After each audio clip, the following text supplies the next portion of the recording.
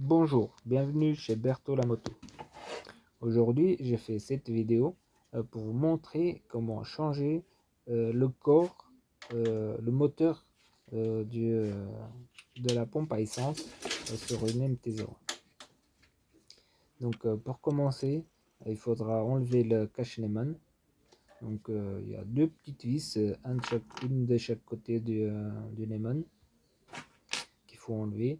Donc on les enlève à l'aide d'une clé Allen de 3. Une fois les deux vis enlevées, il faut déclipser le cache Neumann.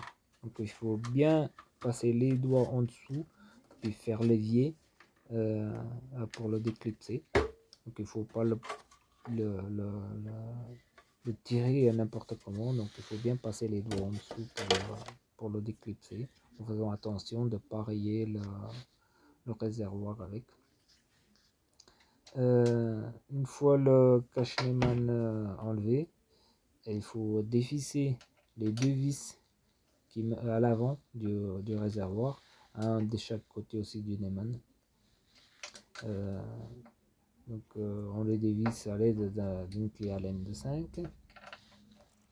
Donc le réservoir il est fixé qu'avec les deux vis là. Donc il y a les deux vis là et puis deux crochets à l'arrière. Une fois les deux vis enlevées, donc on va enlever la selle. Il faudra enlever la selle pour pouvoir glisser le réservoir en arrière. Une fois la selle enlevée, on débranche la batterie. Comment on va débrancher l'alimentation de la pompe. Donc on débranche la batterie comme ça, il n'y a pas de risque. Donc une fois la batterie débranchée, on va vider le réservoir. Moi, pour vider le réservoir, donc j'ai utilisé un tuyau transparent. Donc j'aspire l'essence jusqu'au milieu du tuyau. Une fois que l'essence elle arrive à la moitié du tuyau, je bouche avec le pouce. Donc je vais vers le bas et puis après la gravité elle fera le reste pour vider complètement le réservoir. Donc il y a toujours un peu d'essence qui reste dans le réservoir, mais c'est pas gênant. Donc moi je mets un chiffon au-dessus de la batterie pour protéger les bornes de la batterie, car comme le réservoir il est métallique, on va venir s'appuyer dessus et il peut avoir un risque de court-circuit, puis ça peut faire des étincelles, et puis avec l'essence il faut faire attention. Donc je mets un chiffon dessus, comme ça il n'y a pas de risque. Donc maintenant que le réservoir il est vide, donc on le soulève puis on le glisse un peu en arrière. Une fois qu'il est sorti de son emplacement, donc on débranche les deux dirites qu'il y a sur le côté gauche. Donc c'est la durite de trop-plein et la durite de la mise en air du réservoir. Donc il y a deux petits colliers qui pincent les durites pour les maintenir en place. Une fois les deux petites durites débranchées, donc on soulève le réservoir. Il y a deux durites à débrancher de la pompe. Donc il y en a une qui est aussi fixée avec un collier qui pince la durite. C'est un peu difficile à enlever le collier parce qu'il est assez costaud. Donc il faut le reculer à l'aide d'une pince. Puis une fois que le collier il est reculé, donc il faut bouger un peu le tuyau dans le branchement de la pompe en le reculant, en le tirant pour le débrancher. Après, il y a la durite d'alimentation qui est à déclipser. Donc celle-là, elle est clipsée, donc il y a juste à appuyer sur le clip et tirer en le bougeant. Une fois que les deux durites ils sont débrochés, il faut débrocher l'alimentation et la prise de la jauge d'essence, du niveau d'essence. Donc il y a deux prises à débrocher. Donc il faut appuyer sur le petit clip pour pouvoir la débrocher, pour pouvoir la tirer. Une fois les durites et les prises débrochées, donc il n'y a plus rien qui est fixé au, à la pompe, au réservoir. Donc moi au préalable j'avais mis un drap à l'arrière pour protéger le réservoir. Donc après je le glisse en avant pour que la partie où il y a la pompe elle soit un peu soulevée, car il reste toujours un peu d'essence dedans. Euh, une fois le réservoir bien calé, on dévisse la pompe. Donc il y a le support de la pompe avec plusieurs vis. Donc on dévisse les vis à l'aide d'une clé Allen de 4. Une fois le support enlevé, donc il n'y a plus qu'à enlever, à sortir la pompe. Donc il faut la sortir doucement parce qu'elle passe assez juste dans le trou de réservoir. Donc il faut faire attention à ne pas accrocher les, les petites pièces qui est autour de la pompe. Donc une fois la pompe sortie de son emplacement, il faut l'ouvrir pour changer juste le moteur qui est à l'intérieur. Donc à l'intérieur il y a le moteur et le filtre. Donc pour ouvrir la pompe, il y a elle est fixée avec 3 clips qu'il faut déclipser. Donc c'est un peu difficile, c'est un peu dur aussi à déclipser, mais pas bien compliqué. Donc on déclipse les 3 clips pour l'ouvrir. On débroche déjà les deux petites prises. Donc c'est la prise d'alimentation de la pompe et puis la prise de la jauge à essence. Puis on déclipse les 3 clips. Donc la pompe elle est ouverte. Après ça, on enlève le filtre. Donc c'est bien de le changer, de changer le filtre. Moi là je l'avais déjà changé, donc là je vais laisser celui-là.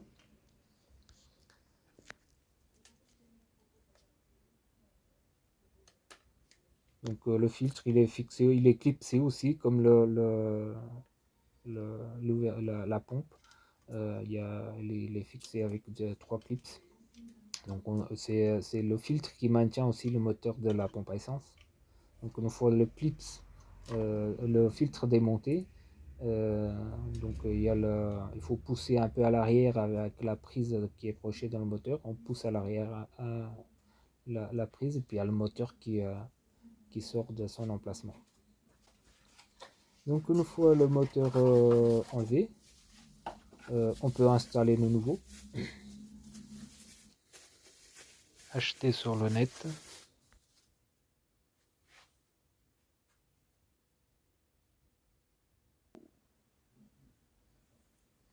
Ouais, c'est identique à celui qui était dedans. Donc il faut faire attention parce il y a certains moteurs qui n'ont pas assez de débit. Donc faut bien que ça soit stipulé pour MT01. Donc avec le moteur en général il y a toujours le petit joint qui vient avec. C'est un joint qu'on change à l'intérieur de la pompe. Donc c'est un peu difficile à le changer parce qu'il n'y a pas beaucoup d'accès. Donc là je ne l'ai pas changé parce que je l'avais déjà changé avant. Donc on remet la prise sur le nouveau moteur. Donc là c'est pareil, on n'a pas, il n'y a pas de moyen de mettre de le brocher à l'envers, parce qu'on peut mettre la prise que dans un sens. Une fois la prise mise brochée dans le moteur, donc on va remettre le moteur à son emplacement dans la pompe.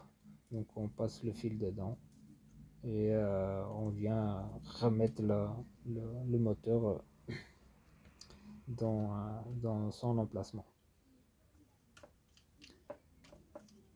Une fois le moteur dans son emplacement, on va remettre le filtre en place. Donc bien mettre les deux trous du filtre dans les sorties du moteur. Donc on vient clipser le filtre sur la pompe et puis le moteur il sera fixé en même temps. Donc une fois le filtre mis en place, on va assembler la pompe. Donc on met les deux parties en face, puis on serre les deux parties ensemble qui viennent se clipser, qui se clipsent les deux ensemble. Donc une fois les deux parties assemblées, il n'y a plus qu'à rebrocher. Donc il y a l'alimentation à brocher, l'alimentation de la pompe à brocher et l'alimentation de la jauge à essence.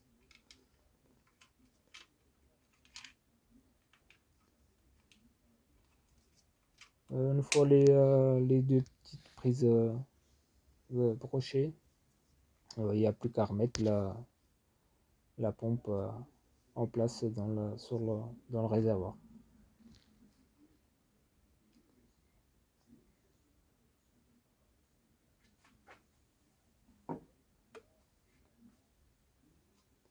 Donc dans la pompe et puis dans le support qui est de fixation de la pompe, donc il y a un petit anneau, donc c'est l'anneau tourné vers l'avant, donc vers l'avant de la moto, quand le réservoir il est tourné dans l'autre sens. Donc c'est l'anneau tourné vers l'avant du réservoir, et donc il y a un petit crochet dans la pompe, donc qui vient mettre aussi la pompe au bon emplacement. Donc une fois la pompe en place, donc faut bien faire attention que le joint de la pompe qui soit bien à son emplacement, donc bien dans la gorge qu'il y a dans la pompe, pour que ça fasse une bonne étanchéité. Une fois la pompe en place, on serre bien tous les vis. Une fois tous les vis serrés, il n'y a plus qu'à remonter le réservoir.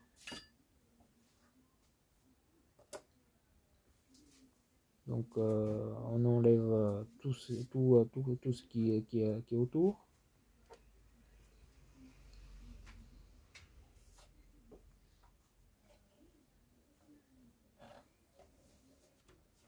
Puis on va remettre le réservoir en place.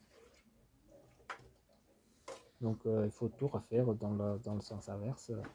Donc on a débroché maintenant et il faudra tout rebrocher. Donc il faudra rebrocher l'alimentation de la pompe, donc la prise de l'alimentation, puis la prise de la jauge à essence.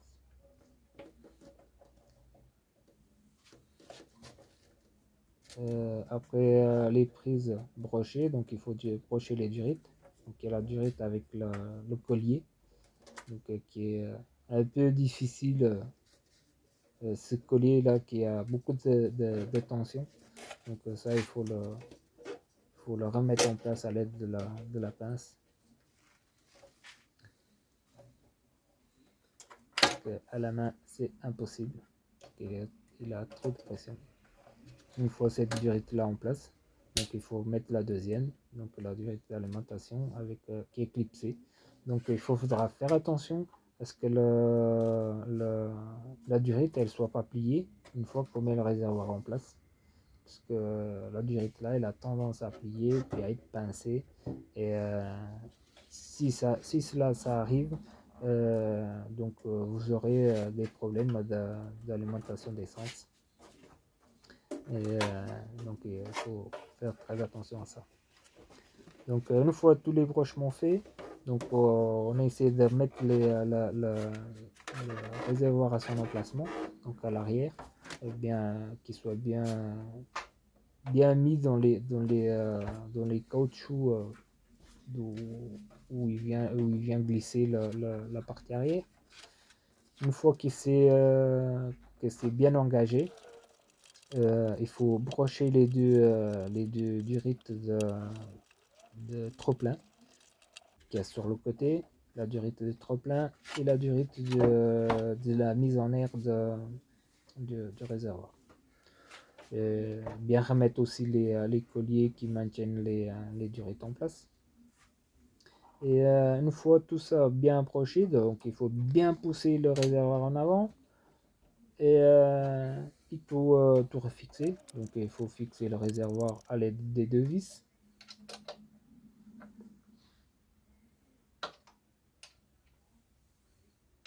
Donc une fois les deux vis de fixation de réservoir bien serrées, il faut remettre le cache-nez en place.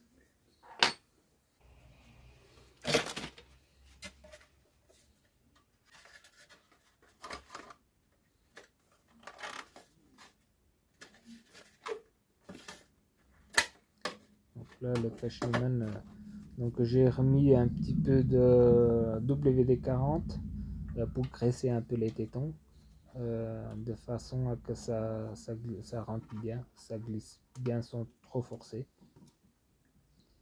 Une fois qu'il est bien installé, on va le resserrer avec les deux petites vis.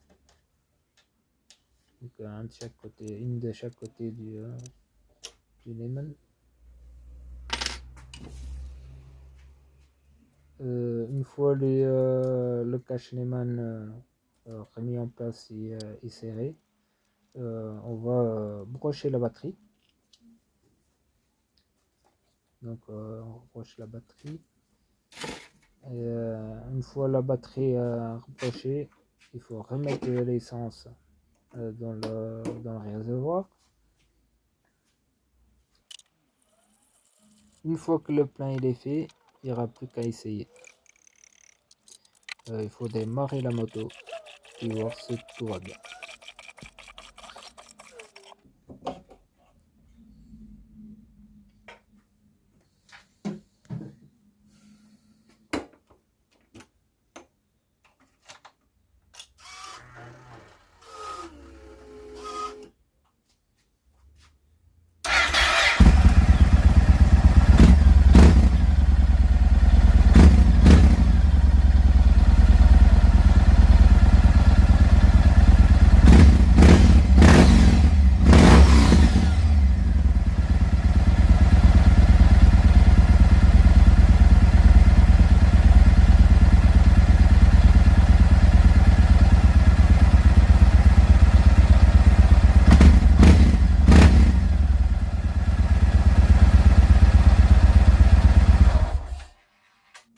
Voilà, si la vidéo vous a plu, n'oubliez pas de vous abonner et de mettre un petit pouce. C'était Berto la moto, à bientôt.